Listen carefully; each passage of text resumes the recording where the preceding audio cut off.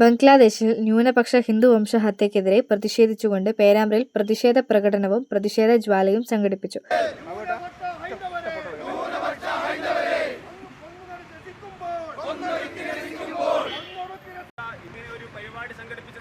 നമുക്കറിയാം, ബംഗ്ലാദേശിൽ ഇപ്പോൾ ന്യൂനപക്ഷമായിക്കൊണ്ടിരിക്കുന്ന ഹൈന്ദവ ജനതയെ ഉന്മൂലനം ചെയ്യാൻ വേണ്ടി അവിടുത്തെ ഭരണവും അവിടുത്തെ പേരാമ്പ്ര ബംഗ്ലാദേശിൽ ന്യൂനപക്ഷ ഹിന്ദു വംശഹത്യക്കെതിരെ പ്രതിഷേധിച്ചുകൊണ്ട് വിവിധ ഹൈന്ദവ സംഘടനകളുടെ നേതൃത്വത്തിൽ പേരാമ്പ്രയിൽ പ്രതിഷേധ പ്രകടനവും പ്രതിഷേധ ജ്വാലയും സംഘടിപ്പിച്ചു.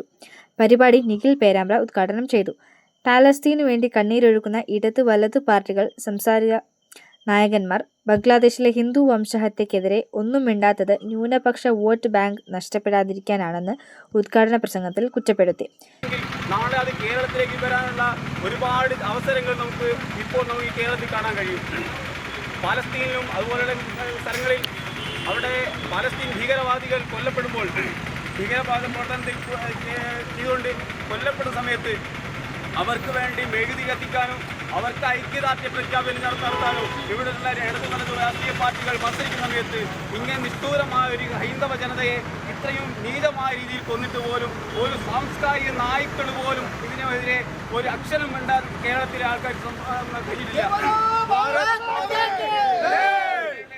രാഷ്ട്രീയ കക്ഷികൾ ഇപ്പോൾ അവരെ നിയന്ത്രിക്കുന്നത് ജമാഅത്ത് ഇസ്ലാമി പോലെയുള്ള SDPI പോലുള്ള ഭീകരവാദ സംഘടനകളാണ് ഇന്നിവിടെ കേരളത്തിലെ രാഷ്ട്രീയ പാർട്ടികളെ ഇടതും വലതും മുന്നണികളെ നയിക്കുന്നത് നമുക്ക് കൃത്യമായിട്ട് അറിയാം. ഇങ്ങനെ പോയാൽ ഹൈന്ദവന്റെ ഹിന്ദു സമാജത്തിന്റെ അവസാനം കണ്ടേ അവർ മടങ്ങുമെന്നുള്ളത് യാതൊരു സംശയവുമില്ല.